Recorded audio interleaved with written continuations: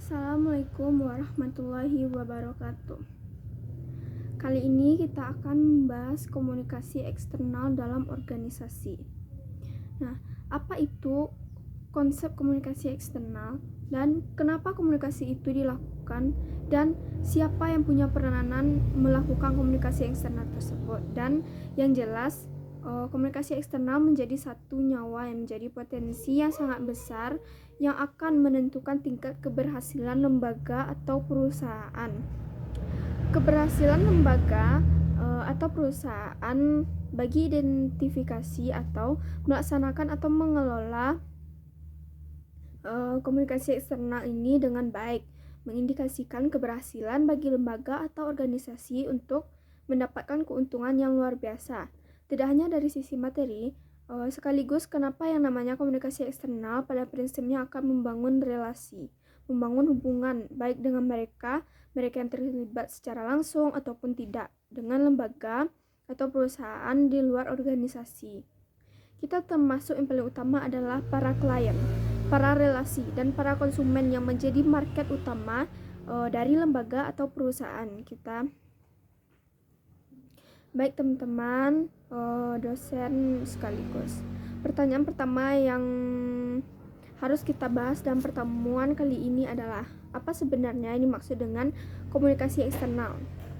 Komunikasi eksternal atau external communication adalah satu proses penyampaian informasi atau pesan atau pertukaran pesan atau gitu. Ini juga disebut dengan diindikasikan sebagai satu strategi yang dilaksanakan, yang dimanfaatkan oleh suatu perusahaan atau lembaga atau organisasi dimanapun untuk menjalin, menjaga, membentuk, mengembangkan hubungan. Tentu saja maksudnya adalah hubungan baik antara lembaga atau organisasi dengan mereka-mereka yang di luar organisasi, yang ada pada akhirnya akan didesain sedemikian rupa untuk memberikan perhatian kepada lembaga yang kita kelola. Jadi memang tujuannya adalah untuk membangun hubungan baik dengan mereka-mereka yang ada di luar organisasi tempat kita bertugas. Komunikasi eksternal secara prinsip dalam suatu organisasi itu juga dimaknai sebagai kegiatan komunikasi antara perusahaan atau organisasi dengan semua hal yang kita menyebutnya khalayak, berarti semua mereka yang terlibat yang statusnya di luar lingkup organisasi, bahkan masyarakat pada umumnya yang berada di luar organisasi. Komunikasi eksternal sangat diperlukan untuk mengetahui seberapa besar pengaruh organisasi pada lingkungan sekitar dan selainnya. Sebagai hubungan timbal balik yang jelas, peran komunitas ASI dalam organisasi atau komunikasi eksternal ini adalah untuk mengendalikan sekaligus memantau organisasi agar tetap berada di jalur yang memang diharapkan akan menjadi tujuan awal dari lembaga atau perusahaan, yang begitu apa organisasi pada akhirnya mampu melakukan pengawasan terhadap kinerjanya dan melihat bagaimana penilaian khalayak terhadap keberadaan organisasi tersebut. Karena pada prinsipnya, pada dasarnya organisasi memang dibentuk agar bisa memberikan manfaat yang luar biasa dan bisa berkontribusi kepada lingkungan sekitar, dan dengan memperhatikan pendapat Allah yang melalui komunikasi yang dibina ada yang dilakukan, mereka akan merasa memiliki keterlibatan dan juga akan mempunyai sensi of belonging paling tidak, sehingga terciptanya hubungan timbal balik, hubungan baik antara organisasi dengan mereka para khalayak di luar organisasi kita. Nah, tujuan dilakukannya strategi atau komunikasi eksternal, jadi komunikasi eksternal juga dianggap sebagai sebuah strategi yang memang dipilih, yang dilakukan oleh lembaga atau organisasi ketika memang ini menjadi satu pilihan untuk mempromosikan, untuk mengantarkan, untuk menyampaikan, untuk menjelaskan segala sesuatu yang memang ingin mengatakan kepada publik, pada khalayak. Dan ketika ingin ini dianggap sebagai satu strategi, ini memiliki tujuan untuk meraih keuntungan sebesar-besarnya bagi perusahaan. Hampir semua sisi ketika berkomunikasi dilakukan dengan benar, dikelola secara baik. Ketika relasi atau hubungan ini terbangun dengan baik, pula sebesar-besarnya ini menjadi keuntungan yang luar biasa bagi perusahaan atau lembaga nanti. Nah, nanti kita akan nggak apa saja bentuk dari komunikasi eksternal yang bisa dimanfaatkan, yang bisa dipilih oleh sebuah organisasi, sebuah lembaga atau perusahaan. Teman-teman dosen dan yang lainnya, yang perlu digarisbawahi adalah tadi saya jelaskan dua tujuan dari yang dilakukan strategi dalam bentuk komunikasi eksternal ini adalah untuk meraih keuntungan yang seluas-luasnya bagi perusahaan atau lembaga. Kendati demikian, yang namanya komunikasi eksternal itu tidak sama dengan strategi pemasaran. Meski komunikasi eksternal adalah sebuah strategi, jadi perlu digarisbawahi bahwa komunikasi eksternal berbeda dengan strategi pemasaran pada umumnya. Kalau kita boleh tarik garis merahnya adalah strategi itu atau komunikasi internal fokusnya pada penyampaian value atau nilai dari suatu produk kepada orang di luar perusahaan seperti investor, pemegang saham atau pelanggan termasuk lain masyarakat umumnya. Dalam sebagainya dan biasanya perusahaan akan mencoba untuk memaksimalkan strategi ini dengan sebaik mungkin. Pasalnya, kenapa selain untuk meraih keuntungan, komunikasi internal juga memiliki fungsi membangun citra lembaga atau perusahaan. Apabila citra perusahaan itu menjadi baik, tentu hal ini merupakan satu keuntungan yang luar biasa bagi mereka untuk menarik perhatian dari para pelanggan atau konsumen atau di luar masyarakat umum yang ada di luar organisasi. Apakah terlibat secara langsung atau tidak, atau punya hubungan secara langsung atau tidak. Kondisi yang ikut serta membesarkan lembaga atau perusahaan kita. Nah, selain itu, melalui strategi sebenarnya perusahaan melalui komunikasi internal ini, perusahaan atau lembaga atau organisasi sebenarnya juga akan mendapat berbagai macam feedback atau umpan balik yang akan membantu lembaga atau perusahaan kita untuk berkembang lebih baik ke depannya. Jadi, ini menjadi sangat krusial untuk dilakukan berkembang tidaknya sebuah lembaga atau perusahaan. Sangat dipengaruhi penting seberapa hebat komunikasi atau terbentuknya terbinanya komunikasi eksternal,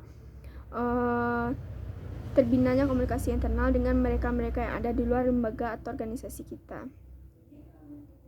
Apa saja bentuk dari feedback yang dapat diberikan oleh klien, pelanggan, bahkan dari investor secara langsung dan masyarakat pada umumnya. Inilah bentuk-bentuk dari komunikasi eksternal yang akan kita bahas, sehingga bisa jadi salah satu di antara sekian banyak jenis itu merupakan komunikasi eksternal yang pernah Anda lakukan, dengan pernah Anda lihat atau disinyalir. Ternyata hasilnya Anda mengetahui inilah bentuk-bentuk dari komunikasi eksternal yang bisa dilakukan atau bisa dipilih seberapa. Di antaranya kita coba bahas. Misalnya yang pertama adalah jenisnya itu bisa website perusahaan atau lembaga yang keras. Website seringkali identik dengan medium untuk atau media untuk mempromosikan suatu produk, kan tetapi di balik itu yang namanya website ini dijadikan sebagai media untuk membangun komunikasi dengan pihak luar. Jadi memang secara sadar itu didesain untuk membangun komunikasi dengan mereka yang secara langsung mungkin tidak bisa kita sentuh dalam hubungan tatap muka, tetapi dan jangkauan begitu panjang melalui website. Semua orang bisa tersentuh atau terjangkau dengan website kita. Bisa memasukkan berbagai macam informasi, berbagai macam pesan mengenai perusahaan kita. Memang kelebihan produk jasa, segala sesuatu yang baik dan seharusnya memang kita promosikan, kita pahami untuk membangun bentuk, bahkan untuk memperbaiki citra perusahaan atau lembaga dalam konteks public relation. Ini menjadi alat bagi public relation officer. Tapi secara umum dalam konteks komunikasi ini, bagi lembaga atau perusahaan dimanapun, website menjadi salah satu jenis komunikasi eksternal yang bisa dimanfaatkan dengan skalanya lebih luas untuk menyemakan semua hal terkait dengan produk jasa dan membangun relasi atau hubungan baik dengan semua mereka yang ada di luar perusahaan atau lembaga, sehingga citra lembaga menjadi lebih baik. Bentuk lainnya dari komunikasi internal ini adalah majalah. Majalah ialah perusahaan, artinya memang kadang-kadang ini dimanfaatkan oleh beberapa perusahaan atau lembaga, meski memang tidak semua perusahaan yang punya masalah, tetapi jenis majalah adalah satu media dalam konteks media cetak terus yang dapat memuat berbagai macam tulisan maupun gambar, sehingga ini cukup krusial, bisa dijadikan sebagai alat komunikasi terhadap mereka-mereka yang memang tidak bisa secara mudah kita sentuh melalui komunikasi langsung dalam suatu organisasi atau perusahaan. Peran dari media massa, khususnya majalah, dimanfaatkan untuk mempromosikan organisasi kepada khalayak umum, sehingga mereka bisa lebih mengenal organisasi yang kemudian kalam-kalam majalah dari kita bisa diisi dengan berbagai macam publik, misalnya visi organisasi, rencana kegiatan organisasi, berbagai macam program, berbagai kegiatan yang notabene sebenarnya mengangkat harkat dan lembaga kita. Ada juga beberapa kelebihan dari majalah sebagai external communication. 11 lembaga yang menarik full color bisa tahan lama dan isinya bisa dibuat lebih detail sesuai dengan keinginan perusahaan atau lembaga dan cenderung bisa lebih lengkap dibanding media yang lain. Namun kekurangannya adalah organisasi atau perusahaan dituntut memiliki budget yang cukup mendapat cetak majalah secara berkala, karena biaya produksi untuk satu majalah tidaklah kecil, dan majalah dicetak bukan hanya dalam jumlah yang relatif kecil, justru semakin sedikit media dicetak semakin besarnya biaya. Makanya memang salah satu kendala yang dialami oleh lembaga ketika menjadikan ini sebagai salah satu jenis untuk komunikasi eksternal yang dipilih, yaitu jadi terkait dengan budget yang lebih besar. Jenis berikutnya adalah hari ini atau media rilis. Rilis itu dimuat dalam majalah. Dia bisa, namun majalah tidak selalu memuat peristiwa seperti pada pertemuan sebelumnya. Pesimis itu satu berita atau konteks terbaru yang disampaikan oleh organisasi kepada khalayak, bisa apapun bentuknya, dapat dipublikasikan melalui televisi, melalui radio, media cetak, termasuk majalah, media online, dan lain sebagainya. Selain berita, dapat pula berisi informasi tentang organisasi yang memang belum banyak diketahui oleh publik, oleh khalayak, dan biasanya perilisannya fokus pada satu berita penting sehingga berita dalam perilisan lebih mudah untuk diingat oleh para klien atau publik pelayang. Contohnya berita yang dapat disampaikan melalui terseru di situ ya, berita pencapaian organisasi prestasi, organisasi kegiatan terkini, produk lainnya sebagainya, fokus pada satu titik yang ingin dipabrik yang dipromosikan melalui media rilis tadi.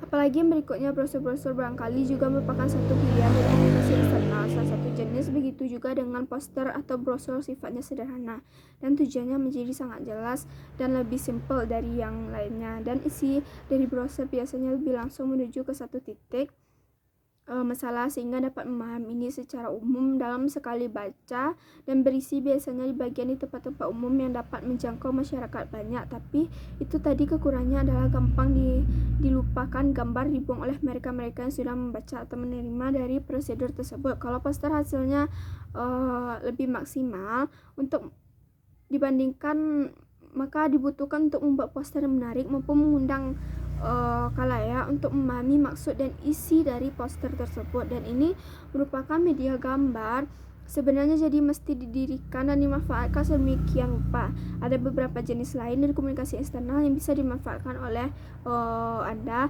barangkali sebagai penanggung jawab atau pemimpin lembaga atau perusahaan. Apa saja itu? Konferensi pers juga pernah kita bahas di pertemuan sebelumnya, yaitu di mana sumber narasumber mengandung wartawan atau jurnalis untuk menghubungkan satu hal yang penting. Tujuan dari konferensi pers adalah untuk memberikan kepastian mengenai sesuatu agar menjadi celah bagi orang lain, dan biasanya konferensi pers ini dimulai dengan pernyataan dari narasumber yang sudah ditentukan yang dipilih oleh lembaga atau perusahaan, dan kemudian dilanjutkan dengan sesi tanya jawab. Berarti mereka-mereka yang menjadi narasumber adalah mereka yang dipersiapkan sebagai orang yang paling tahu dengan masalah perusahaan, dengan produk yang akan oleh para jurnalis di berbagai macam jawaban-jawaban. Jadi kalau mereka yang terpilih terdiri dari sumber adalah orang-orang yang tidak tahu dengan perusahaan ini menjadi satu besar, dan organisasi menggunakan konferensi pers biasanya untuk mempromosikan produk terbaru. Ini juga menjadi salah satu pilihan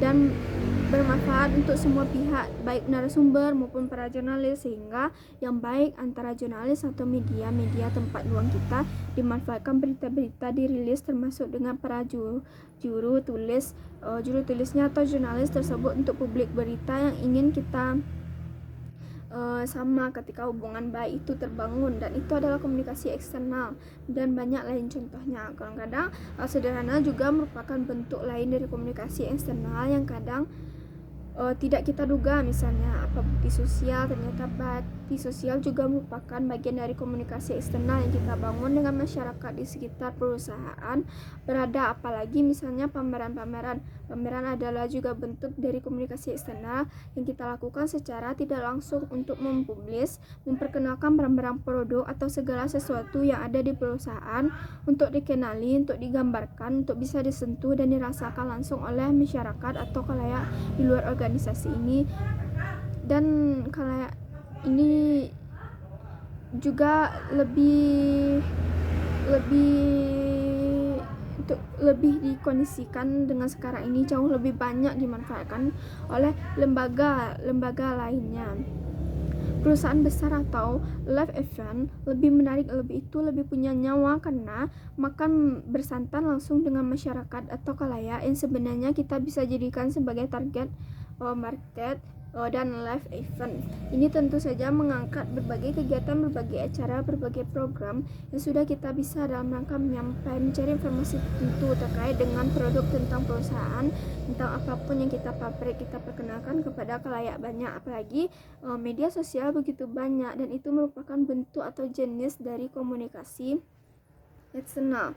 Jadi apapun, kadang-kadang ketika kita punya sumber bacaan lain, misalkan kita base-nya itu adalah menyampaikan, mempromosikan, nah itu merupakan satu strategi untuk membangun relasi, membangun hubungan baik dalam bentuk-bentuk di komunikasi eksternal. Ada bagian akhir, nanti kita akan coba lihat sebenarnya ada tidak alasannya yang menguntungkan perusahaan, kenapa komunikasi eksternal itu dilakukan, apa alasannya, kita coba bahas. Lain ada beberapa alasan sebenarnya, alasan bisa menguntungkan perusahaan atau lembaga. Kenapa komunikasi eksternal ini dilakukan, harus kena organisasi atau perusahaan harus mengolah, mendesain komunikasi eksternal ini, dan harus memilih jenis yang tepat ketika ingin melaksanakan atau menentukan media yang tepat untuk melaksanakan komunikasi eksternal. Menjadi dua alasan yang menguntungkan perusahaan. Pertama adalah komunikasi eksternal itu adalah untuk membentuk persepsi dan opini publik. Jadi teman-teman, baik kita semakin tidak mengolahnya, semakin hebat komunikasi yang dilakukan, maka semakin terbentuknya persepsi positif, persepsi publik, persepsi investor, persepsi klien, persepsi konsumen, persepsi masyarakat pada umumnya. Terhadap lembaga atau perusahaan kita menjadi lebih positif, sehingga akhirnya akan mengangkat derajat, mengangkat nama baik, mengangkat nama besar dan citra perusahaan ini. Selain strategi penjualan, persepsi dari Pak beli juga membeli peran sangat penting dalam meningkatkan penjualan dari produk yang kita punya. Nah, ketika pelanggan mempunyai persepsi yang baik terhadap sebuah berada di sekitar kita, contohnya perusahaan, ketika pelanggan mempunyai persepsi yang baik tentang sebuah brand yang kita punya, mereka tidak akan segan-segan untuk membelinya meski dengan harga yang lebih tinggi. Kenapa? Itu dipercaya kualitas yang bagus, dan mereka tidak akan pernah melirik brand phrase yang lain ketika orang sudah yakin, tidak percaya, dan merasa aku merasakan bahwa tidak ada lagi yang lebih baik daripada itu, maka harga mencari nomor sekian, dan biasanya lebih hebat lagi, mereka satu orang menjadi seseorang promosi yang merekomendasikan produk yang kita punya kepada orang lain. Jadi ini adalah iklan berjalan yang gratis yang dimiliki oleh perusahaan atau lembaga.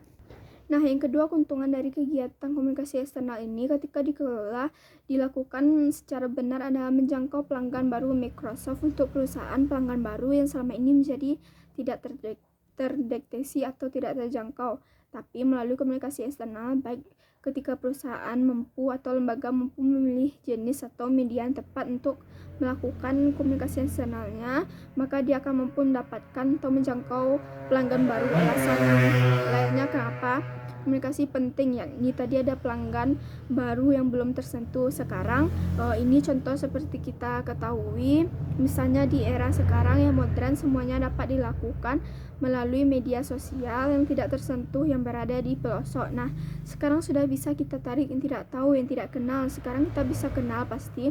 Untuk kondisi online sekarang kita tidak bisa sampai ke titik manapun, asal ada sinyal, ada internet, semua bisa kita sentuh.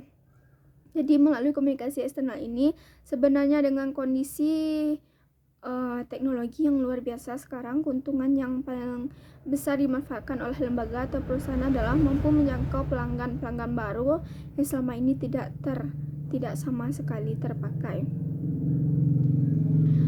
Baiklah, mungkin sekian hasil materi kita hari ini, dan semoga bermanfaat. Untuk video selanjutnya akan saya kemukakan untuk minggu ke depan. Baiklah, sekian, terima kasih. pembahasan tentang komunikasi eksternal dan komunikasi pada minggu ini. Terlebih terkurang saya mohon maaf. Assalamualaikum warahmatullahi wabarakatuh.